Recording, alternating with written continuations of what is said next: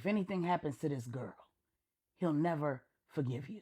If you push too hard, if you go to great lengths to control him, you'll lose him forever. Let me handle it. You are the man you are, because it's in your DNA, and your father didn't stop you, even though he could have. This is Bedtime Stories, Grownup Edition, Resurrection, Part 8. When we left off, Catherine had once again given Sincere the game and a whole lot to think about. He was going to have to decide what kind of father he wanted to be and when that was going to begin. At the same time, Bosch was in New York handling his Amber problem. He'd walked Amber into a conversation that she thought was solely about her romantic choices. Little did she know, she was giving him the background information that he needed to identify her father and the real life he was living. Bosch said, "So you come from a family that has a problem with interracial relationships, yet you keep getting involved with black men." Amber said, "Well, I like what I like." Bosch said, "Or is it that you like the taboo?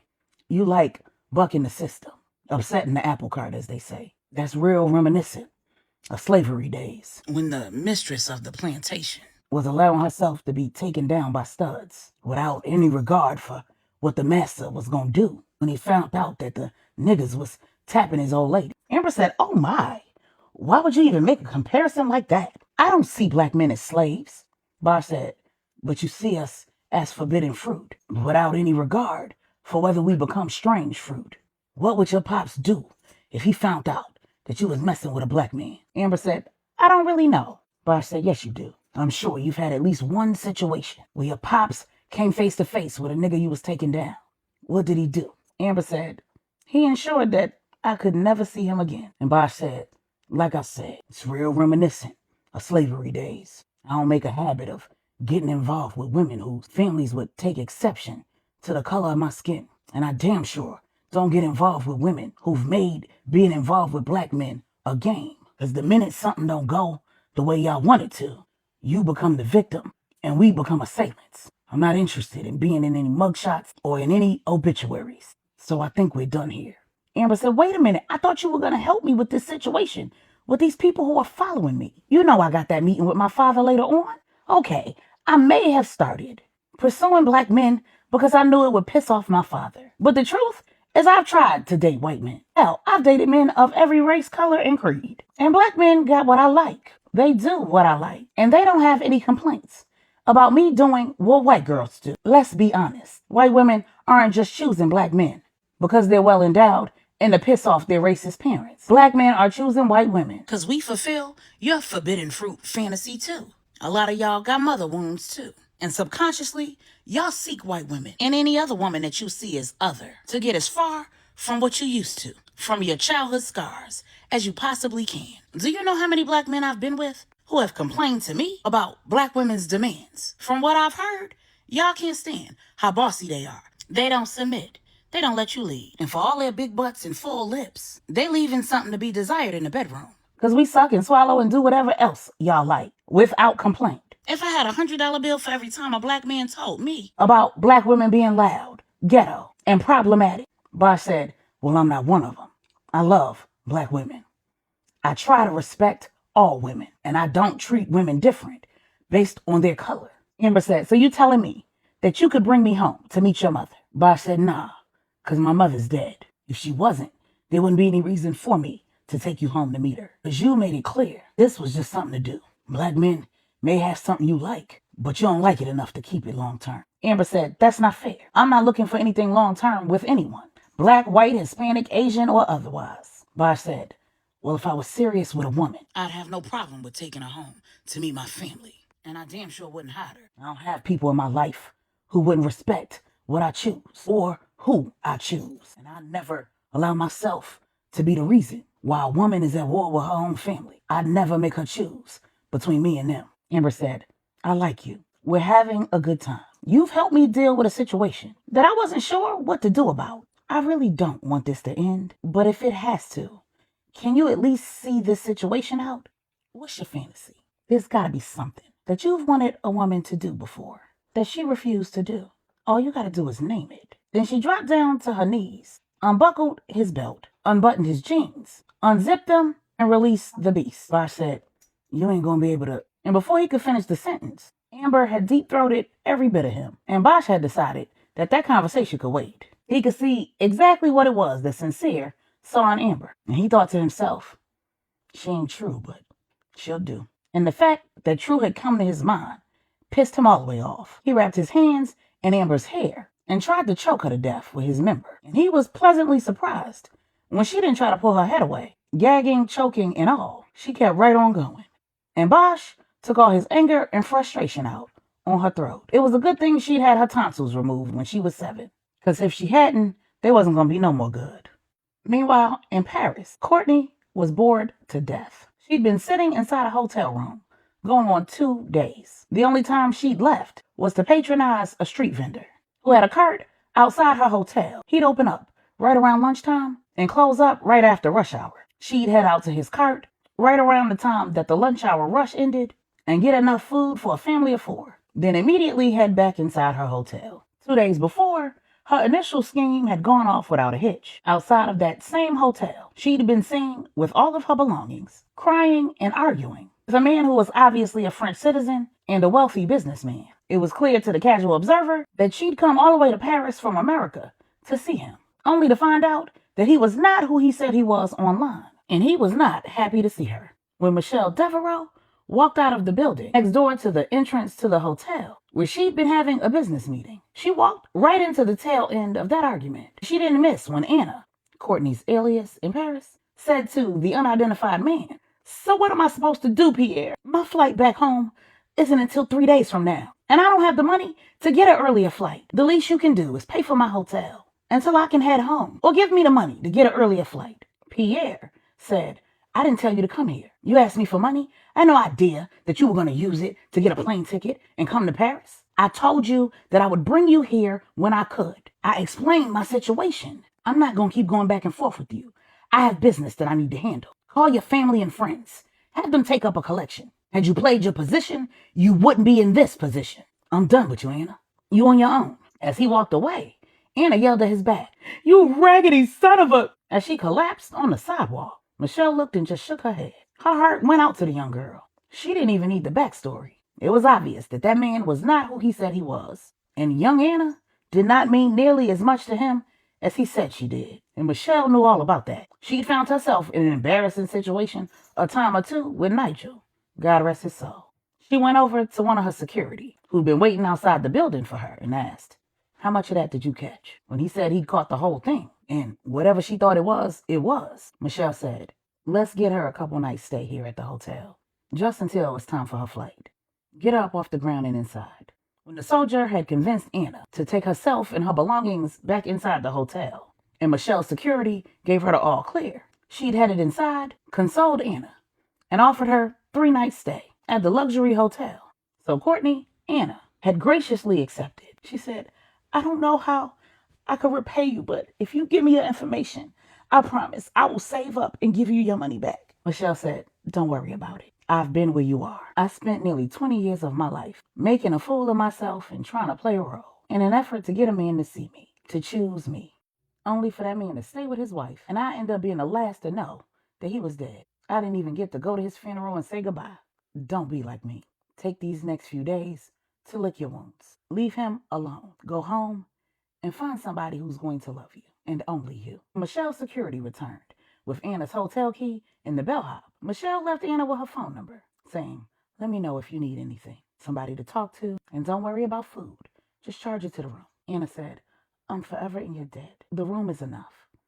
I can find a way to eat." So on the second day, when Anna returned to her room with her arms full of food, she knew that it was only a matter of time before she'd hear from Michelle. She'd peeped the security that Michelle had left behind to keep an eye on her, and they would have to report back to Michelle that Anna hadn't left her room except to get food. And when she did, she looked a hot mess. If what Courtney had learned about Michelle, and if what Michelle had shared were true, then Michelle would not resist the urge to reconnect with Anna, to provide her with support and encouragement, and keep her from reaching out to Pierre in a last-ditch effort to save their non-relationship. And since she couldn't convince Anna to utilize room service, she'd invite her out for a meal. She'd want Anna to have the best dinner experience possible in her hometown. And that meant she'd take Anna to her favorite restaurant, where Michelle would feel safe, and she wouldn't have any reason to be concerned about anybody trying to make a move on her. That's when the hitman would strike. Meanwhile, in Puerto Rico, Q had just confirmed that Michelle had in fact made a reservation for two at her favorite restaurant in Paris. The restaurant had had two of their employees call out sick just hours before, one of the busiest dinner service nights of the week. So they'd had to call a temp agency and have them send over two servers who had the experience and know-how to jump right in and do what needed to be done. And that temp agency was going to do just that. They'd be sending one of the members of the St. James team who'd been assigned to Michelle and one of the employees from the criminal organization that the Lopez organization had summarily shut down and were using to do their dirty work. If Interpol needed a hitman under the employ of a criminal organization, Q was going to give them one, killing two birds with one stone. The sixth of the 7 assignments would be complete, scrutiny of Saint's visit to Paris would be assuaged, and the feds would have no problem extraditing him back to America. With the plan in place, Q turned his attention to his Uncle Samuel. Samuel said, "Nephew, I'm heading back to Texas. Apparently your son needs my help. And before you give me a lecture about not encouraging him to get his hands dirty, I need to make sure you understand that when you were 15 years old and you came to me for help, I had a similar conversation with your father." Q said, "What?" Samuel said, "You can't possibly believe that I'd go to the lengths I went to help you handle that situation with Anya without having a conversation with your father." Q was speechless. He had no idea that either of his parents had any clue what he and his friends were into. Before the night, they'd been caught sneaking out, using the connecting door between their brownstone and his Uncle Artemis's brownstone. That operation came with a very heavy cost. Their best friend Stretch lost his life, and their other best friend Tough lost his freedom. Killer Q was born, and Big Wood became a finisher for the 5 families. And that was not what he wanted for his son. Q said, "Unc, I don't care what that boy says. He needs to fall back and let us handle this. He's not me, and tomorrow's not Anya." Samuel said, "He's my nephew, and he's a man. Would you rather he go off half-cocked, or would you prefer I give him the game? What's good for the goose is good for the gander." Q said, "All I gotta do is make a phone call." Samuel said, "And what? Have one of those soldiers put hands on your son, hold him at a safe house until you get back. And then what? If anything happens to this girl, he'll never forgive you. If you push too hard, if you go to great lengths to control him, you'll lose him forever. Let me handle it. You are the man you are, because it's in your DNA, and your father didn't stop you, even though he could have." Meanwhile, in Miami, Sincere was frustrated as hell. He tried everything he could to engage Natalia in conversation, and she'd made it clear she wanted absolutely nothing to do with him. She'd gone as far as to have a soldier stationed outside the wing of the house where she and her mother were staying, and had gotten Catherine to agree to have those soldiers report directly to her, with clear instructions not to abide by anything that Sincere said. So the most that he could do was watch as she moved around his family's property and try and get Janelle to play nice with Natalia, find out what she was up to, and report back to him. Janelle said, "I am not your spy, and I'm not harassing that girl so that you can carry out whatever plan you've concocted because you think you've gotten your brother out of the way. It's obvious that Natalie ain't starting you." Sincere said, "Her name?" Janelle said, "I know what the girl's name is, and she hasn't corrected me once. It's obvious that she got unbothered down to a science. Leave her alone." So while Sincere waited for Janelle to come down so they could go to her doctor's appointment, he tapped into the security system and watched as Natalia looked at a little black book she had in her hand and walked around the garden and hothouse, pulling leaves and roots, carrying them into the shed, looking like she had a one-track mind. He said out loud to himself, "The hell's she doing?" Just as Janelle walked up saying, "Stop stalking that damn girl. Let's go." As they headed to the car, Sincere spotted one of the soldiers that he'd had a pretty good rapport with. He told Janelle, "Go ahead and get in the car." Then he called the soldier over. They walked away from the car, and he said, "You got designs on becoming a lieutenant, don't you?" When the soldier said yes, Sincere said, "I can help you do that. I just need a solid." He told the soldier what he wanted. The soldier agreed. And then he got in the car with Janelle. Inside the car, she was on the phone, giggling and sniggling.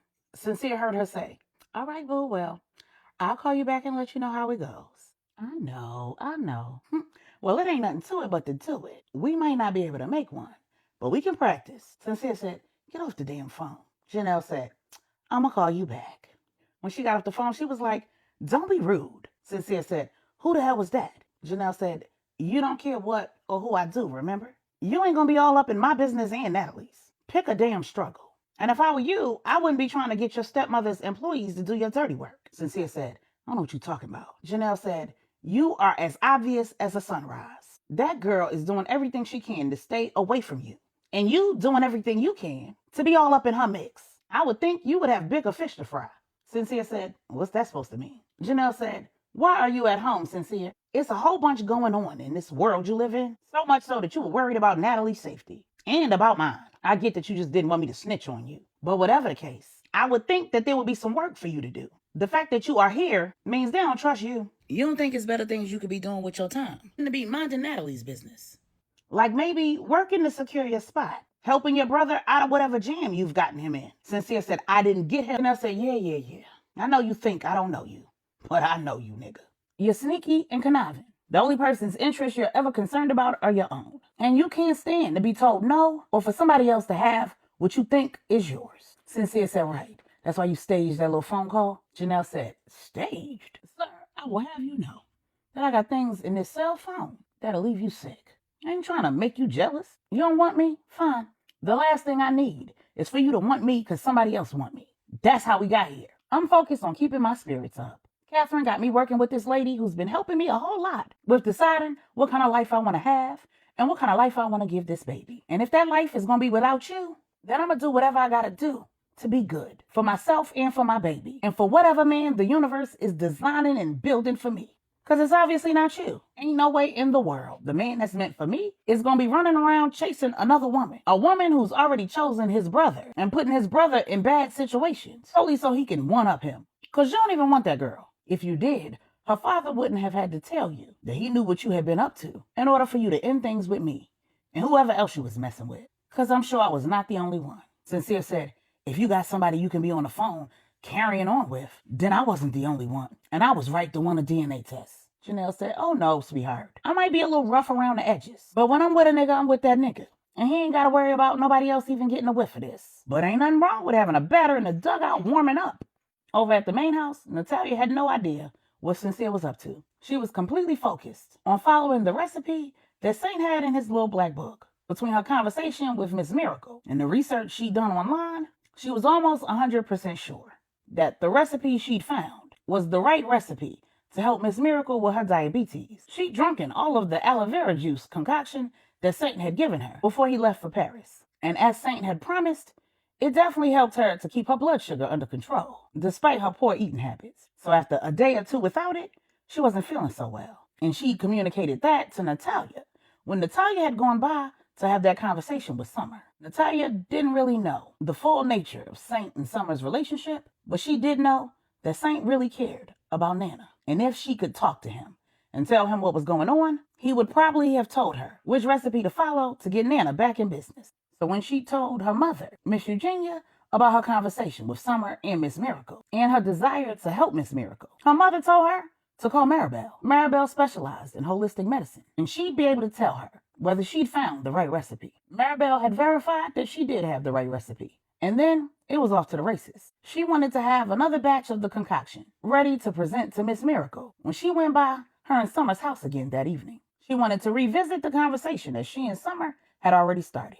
The evening that she'd gone over to Summer and Miss Nana's house, Summer said, there are only two reasons why you could be here. Saint is in trouble, and he said something that made it clear that you needed to come see me, or you have questions about our friendship. And Natalia said, both. Then Natalia told her exactly what Saint's legal representative told her on the phone. And Summer said, Natalia, you and I have a lot in common. For one, we share the same birthday. And two, we love the same man.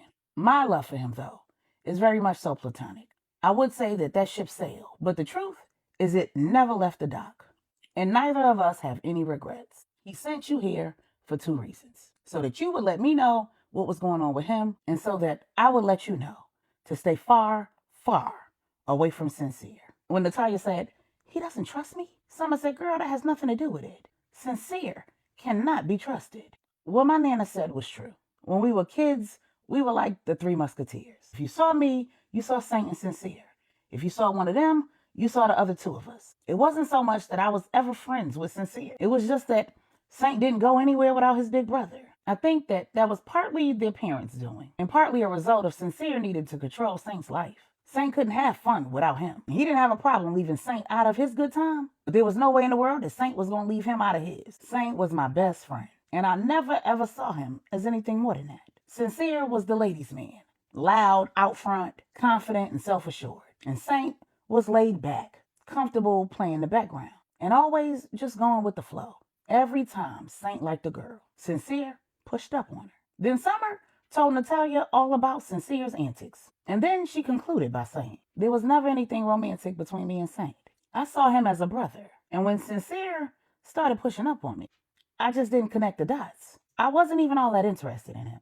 But he was dogmatic. He said all the right things, did all the right things, and I almost forgot what I knew about him. One day, he invited me over to their house, and I'd assumed that Saint would be there. I had decided that was going to be the end of whatever it was Sincere was trying to do. I hadn't forgotten who he was. I just didn't realize how diabolical he was. Because when I got there, I found out that Saint had gotten after-school detention. Sincere had created a situation, Saint had tried to clean it up, and he'd ended up holding the bag. Sincere let that man sit through detention all week. What I didn't know until years later was that Sincere had his mother call up to the school and tell them that there was a family emergency and Saint needed to get home. He could make up the time he was going to miss in detention during his lunch the following day. So Sincere knew that Saint would be home in a matter of minutes. He offered me something to drink. I drank it. The only thing I remember is Sincere waking me up in his bed and offering to take me home. You feel if she held you down and raped you, tried and tried, but she never could escape you.